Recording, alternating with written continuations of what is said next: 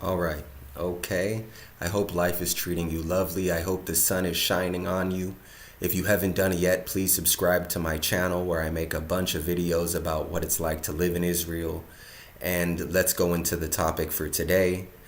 I want to share with you ideas from my perspective about what the cost of living in Israel is, as well as I want to share some of the best places I think it will be for you to rent in Israel and where you should live in Israel overall.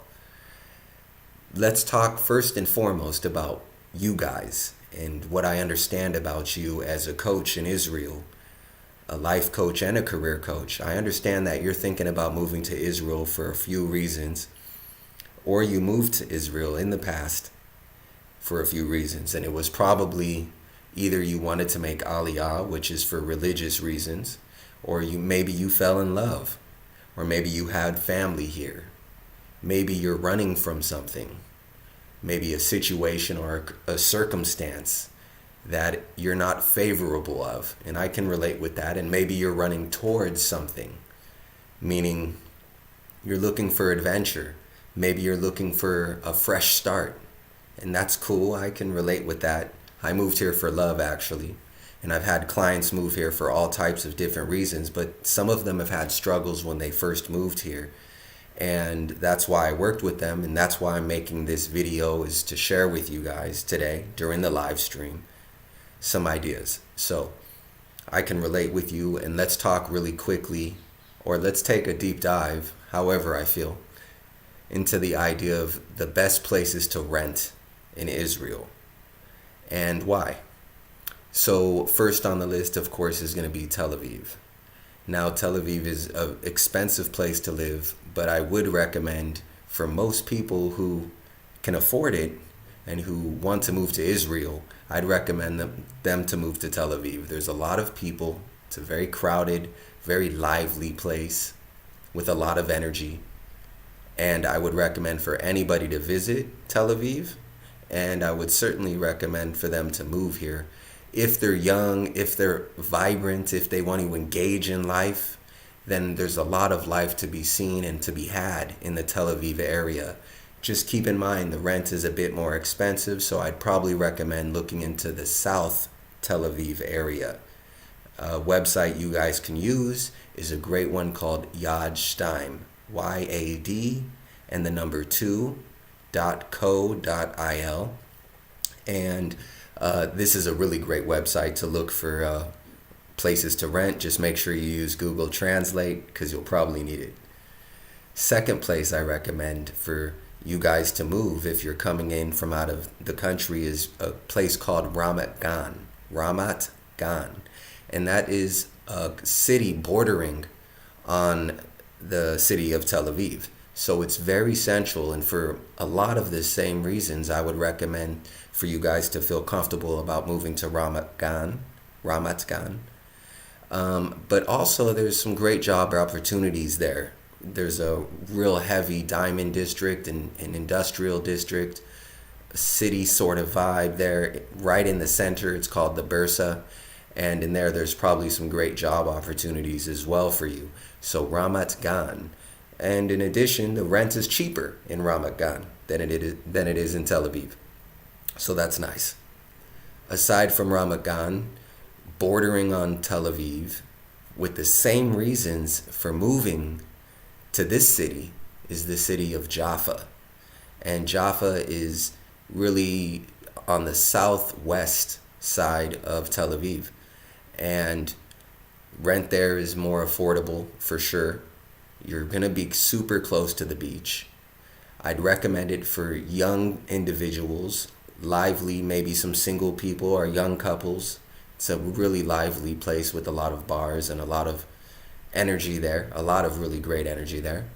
But I don't know if I would recommend it for any of you guys who are older and more settled down, because, well, it's not necessarily the best area to live in as far as the niceness, the cleanliness, the vibe. It's a bit of a rougher neighborhood. But also, I'd recommend going into a less crazier environment than Jaffa. So check it out on the internet. You'll see Jaffa, Ramadan, and the next city, of course, which is not bordering on Tel Aviv, is Haifa. And so Haifa is a city in the northern, sort of the mid-north part of Israel. It's definitely not in the central area, but it is a very multicultural city where the rent is affordable and there's plenty of job opportunities. So if you're willing not to be in the center of Israel, there's a lot of immigrants who move when they come to Israel to a place called Haifa, Haifa. Check it out on the internet.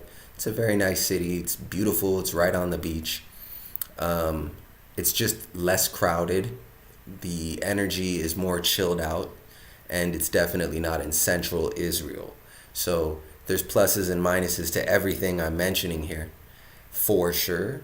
But I just wanted to share those arba is how you say four.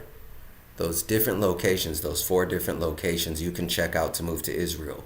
Now, the cost of living in Israel, which I did touch, the cost of living, well, it's going to vary. And let's touch on some of the various ways that the cost of living, of course, is going to affect your ability to have a really flourishing life here in Israel. The first is going to be the cost of rent. Now, Israel is a very expensive place to rent in. Because of the high taxes of the government and the low wages that you may experience here, rent could probably take up a majority of your income. So you want to try to keep always the idea of living in the 30 percentile, right? Don't spend more than 30% of your money on rent. And that's a little bit challenging to do, depending on what your job is. And it's going to be harder to do in Tel Aviv.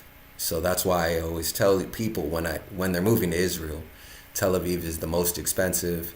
And I explain to them that rent is quite high in Tel Aviv and certainly in a lot of places in Israel in comparison to the average income. And so rent is a serious deal in Israel. Get ready to deal with it. If you can have some money saved, if you can and you should do some apartment shopping first, then you'll get an idea of what you're getting into. Second thing, food. Now, the cost of food is, I would say, pretty high as well. You're going to spend, of course, the second amount that you'll be spending on your budget is going to be food. And do not plan on eating out every day. Not eating out at restaurants. There is no drive-thrus to go to. There is no drive-thrus in Israel, literally. Don't expect to see any drive-thrus. If you're coming from the US, drive-thrus everywhere. Israel, no drive-thrus. And the cost of food, well, you're not going to be able to afford to eat out every day. Learn how to cook. You're not going to jump into Taco Bell or Jack in the Box or fast food restaurants like that. You won't want to. And you'll want to be cooking more often in order to save your money and to be healthier, which is a nice thing. Yes, Israel, is a much healthier place for sure as far as food consumption is concerned. And I really, really like that. Next thing that you're going to spend your money on, of course, is going to be clothes. Clothes in Israel, pretty expensive, but pretty reasonable. So I left them down there on number 3. Clothes, you'll be able to shop in the right areas for the right brands. Don't plan on spending all your money on name brand shit. I don't know that it's valuable no matter where you live. But that's just the idea. Just shop around smartly for clothes.